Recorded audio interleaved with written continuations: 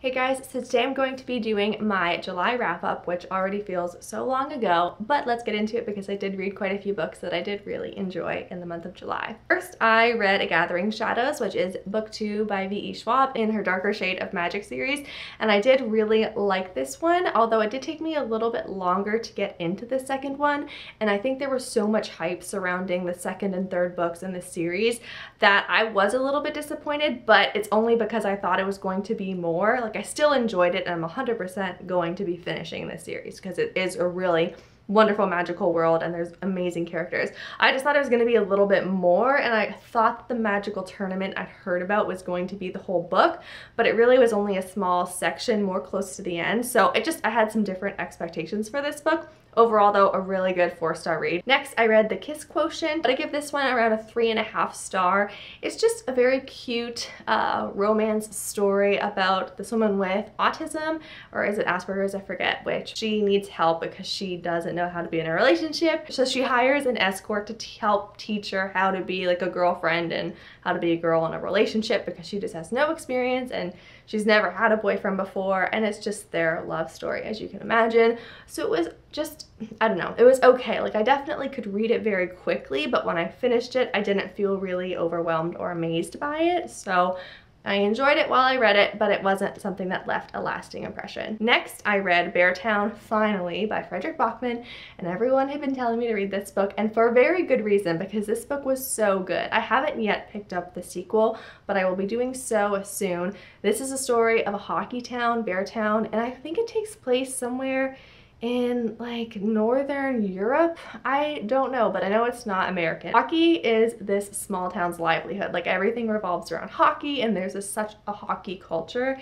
and it kind of breaks down different families within this community. If something happens that kind of tears this town apart. It was very, very good. It was a little different from what I was expecting, just because the writing style and the way the story was told was very much more in little snapshots here and there. You didn't really get a long narrative or like a long section of the book. It just really kind of showed you scenes. So it kind of felt like you were just like a bird flying through this community, and you would just stop and see something here, and then you would move on and see something else over there, and then you would go see this character. But it still was very enjoyable. It just was a different reading experience, which is definitely not a bad thing, and I really liked it. So 4 stars for sure. We'll be reading the next one. The 4th book I read this month was The Blinding Knife, which is book 2 in the Lightbringer series. This is a high fantasy series where the magic system involves wielding magic from color. It's a very, very interesting concept.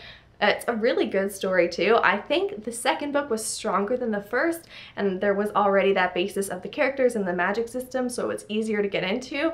And I'm very much looking forward to reading the final book in this series, because how it ended just had me so shocked, because also I had the Kindle version and it said I had maybe 50 pages left to go. So I thought I had a good bit left, you know, and everything was getting really tense, and I was wondering what was going to happen. And then it ends, and it was all the character list and the appendix and a list of terms and a ton of stuff at the back of the book. So I thought I had a lot more story left, and I was kind of shocked how it ended. Almost done, but I also did read Artemis, and I give that book 4 stars. This is by Andy Weir. Artemis is the city on the moon, and we're following our main character Jax, and she's undergoing like a heist sort of situation, and she kind of gets pulled into something without realizing it, and chaos ensues. It's a very fast-paced story. You're going from one thing to the next, and the stakes are constantly getting higher, and she's fighting for her life at some point, and it's just, there's a lot of things happening, but it was really good, really entertaining.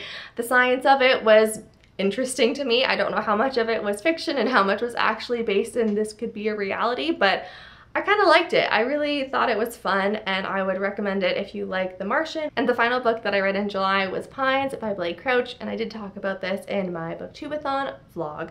But Pines was amazing. It's a science fiction story about this Secret Service agent who just kind of gets dumped in this random town, and it's very, very weird. A lot of weird things are happening. This town is very much cut off from the rest of the world, and everyone who lives in the town is just a little bit weird. Can't seem to get away from this place.